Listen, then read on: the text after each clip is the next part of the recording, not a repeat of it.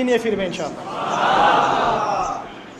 আরেকটা নামাজ আছে, যদি পসিবল হয় পড়তে পারেন, 8টা থেকে 10টার মধ্যে পড়ে ফেললে ভালো, এরপরে সূর্য উঠে যায়, সূর্য গরম হয়ে যায়।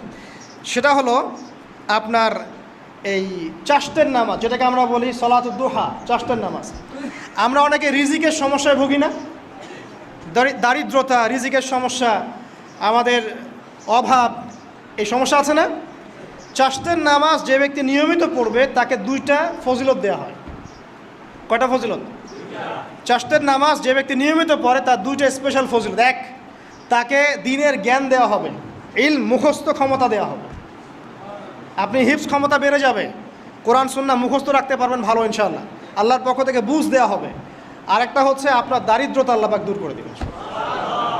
এগুলা পরীক্ষিত আমল ভাই, এগুলা কোনো গাল গল্প বলছি না, এগুলো পরীক্ষিত। আরেকটা আছে, সূরা ওয়াকিয়া রাতে তেলাওয়াত করেন, সূরা ইযা ওয়াকাআতিল ওয়াকিয়া লাইসা লিওয়াকাআতিহা কাযিবা, এই সূরাটা আপনি তেলাওয়াত করেন, দেখবেন দারিদ্রতা চলে যাবে ইনশাআল্লাহু আযজা ওয়া জাল, চলে যাবেই ইনশাআল্লাহ।